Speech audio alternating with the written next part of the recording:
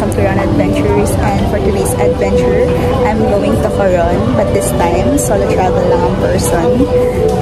And before anything else, gusto ko munang mag-thank you sa magulang ko dahil pinayagan na nila akong mag-solo travel. Inisip kasi nila, kasama akong boyfriend, pero wala talaga. Ngayon, nandito na ako sa NAIA Terminal 4. Hindi ka na ako hindi umabot. Ang call time is 7:20, pero dumating ako 7:13 na. All remaining passengers for Sangkok Flight DG6113 bound Karnataka. And yun, gusto ko din magpasalamat sa mga ka-work ko, kay Sir Junel, kay Ate Karen, kay Ate kay Cherry, Daniel. Ayun, hindi ko pa yung trabaho. Weekdays ngayon, Thursday ngayon.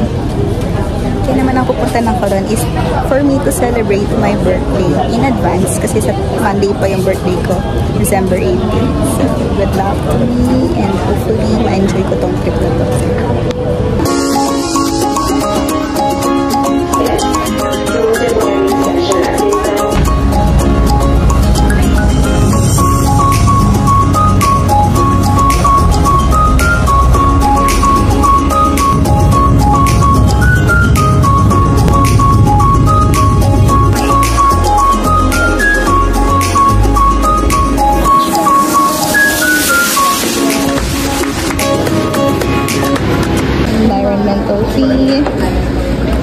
Upon arrival dito sa mismong airport, may mga naghihintay ng van going to Coron Town.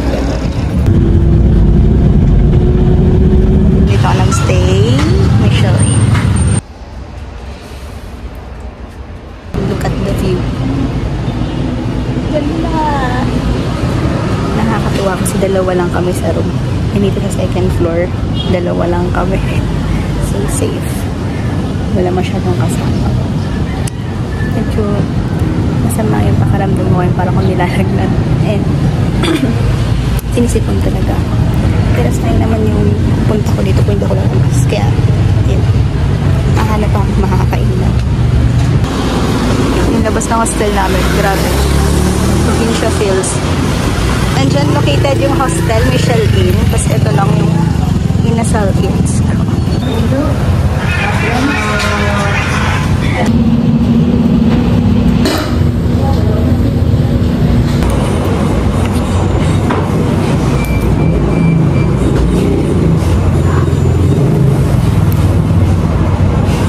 Lalakad na ako ngayon papuntang Luwalhati Park. Mataas ko lang kumain. And it's currently 1:50 p.m. Walking distance lang. Nakikita ko na yung sign ng Coron. Kaya hindi ako nag-book ng Coron Town Tour. Ginawa ko sa DIY. First stop ko ng Luwalhati Park.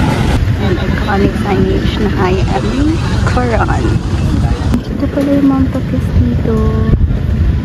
May signage. Tsaka yung cruise. Part ng Luwalhati Park.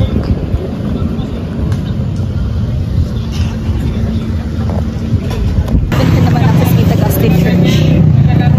Para lang akong local dito na naglalakad-lakad. Ang init. And walking distance lang siya. Tinutuluyan ko. Sorry kung zoom kasi nakakaya mag-vlog. Yan na baka mapagsimbang gabi ako dito.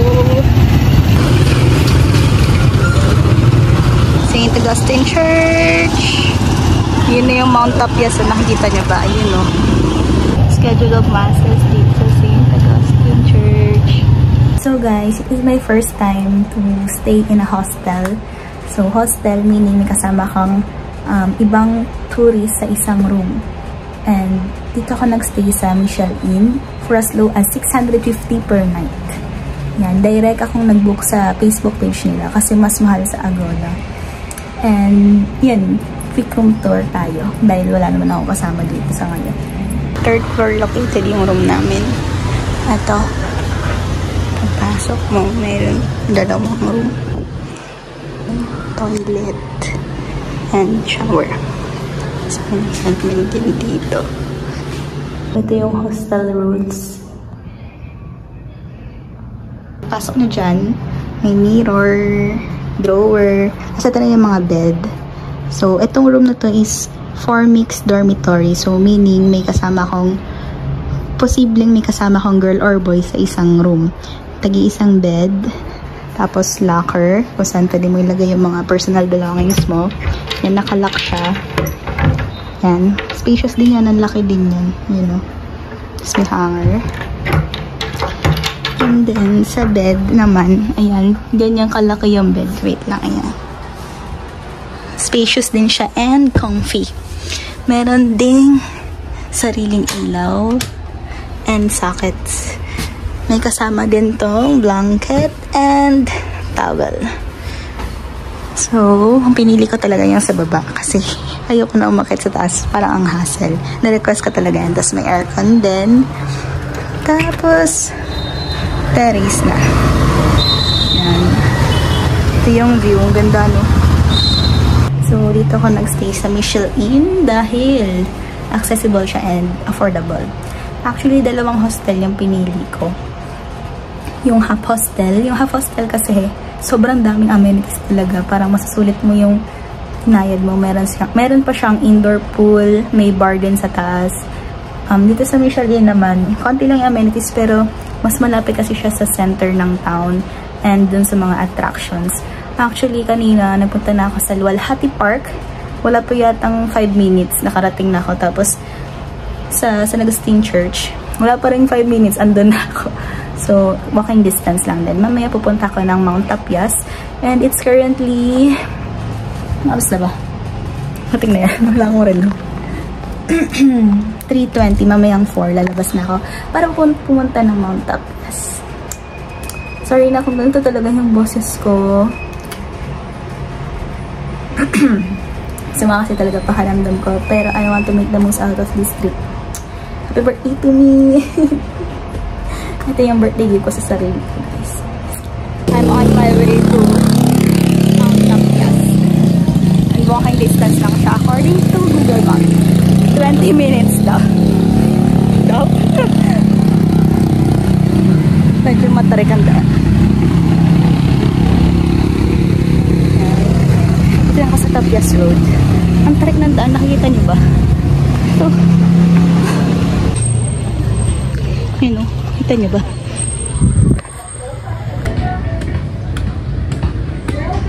Yan, 100 steps. Sabi nila, 700 plus steps daw to before ma-reach mo yung tok-tok ng Mount Tapias. Tignan, hindi ako ready dito talaga. Perfect na pumunta dito sa Mount Tapias pagpa-sunset na. And bago ako malis kanina, mga quarter. So probably mga 4 na. Magko-4 na. Nakapagod. Mas masama pa pakiramdam ko, no? Pero kasi kapag hindi ko ito pinuntahan ngayon, wala nang time sa mga susunod na araw kasi bukas mag-free diving lesson ako. Sa 3rd day ko, pupunta naman ako, mag-ultimate island hopping tour naman ako. Sa 4th day, maaga ako uuwi, which is around 9 AM. So, kailangan maaga pa lang nakalis na ako dito kasi sobrang layo nito sa mismo airport. Around 30 to 45 minutes. Kahapon, kanina nga, muntika na ako maiwan. Ayoko na maulit yun. Baka di ako makauwi. Nasa 400 steps na ako. Kita niyo ba yan? Ito na yung view sa 400 steps. Hello, 500 steps. Sakit sa pa. Mukhang marami na naman ako makakain ito mamaya. 200 plus to go. Yan na yung column signage.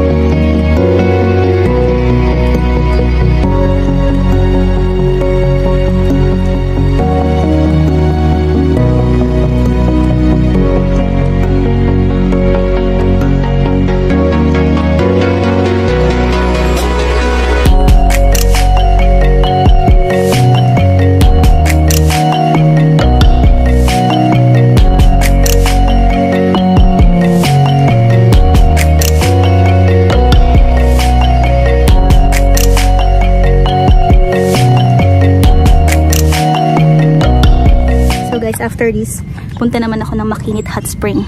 Sabi nila perfect daw yan after Mount Tapias. And maganda na pumunta doon ng medyo maaga-aga pa para di masikip. Medyo mayabang ako sa part na dinare-diretso ko to akyatin.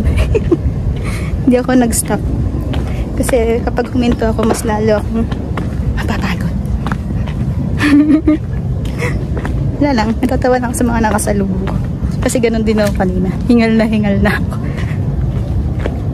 Pero kasi pag huminto pa ako, mas lalo ako matatagalan. Medyo malapit na ako sa exit.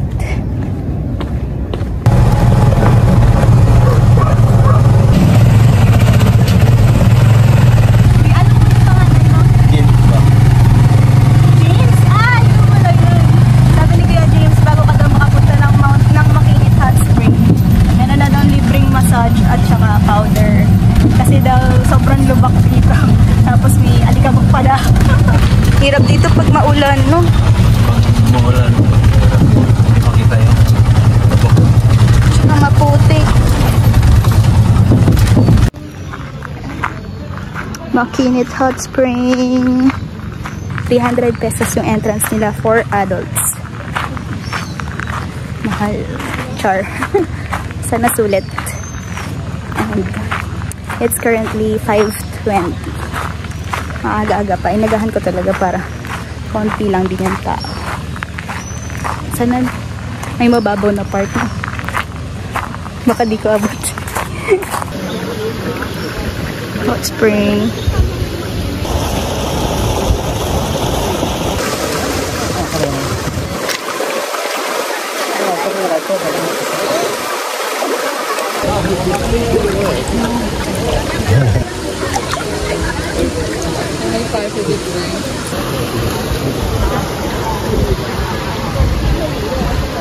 Tapos na ako after 1 hour.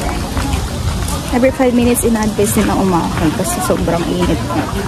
And it is right.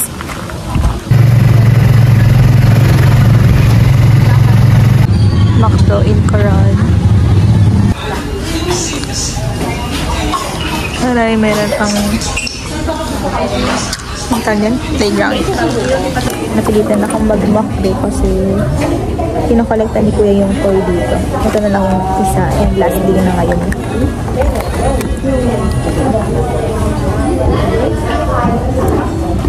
Sobrang sulit yung DIY Coron Town Tour.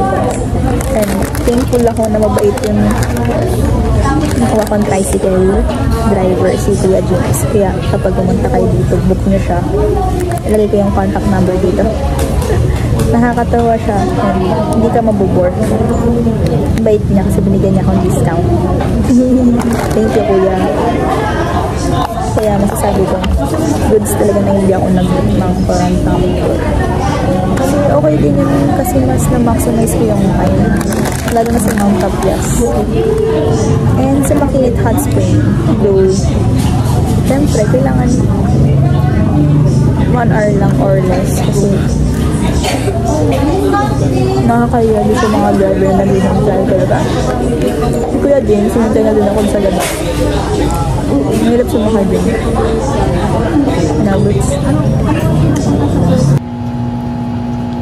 Hi! Welcome to Coron, Palawan. My name is Romel Verano from here in Coron, Palawan. Mabuhay. Bye-bye. Di mo akalain na may alcohol po, no? Nagtingin ako ng souvenir.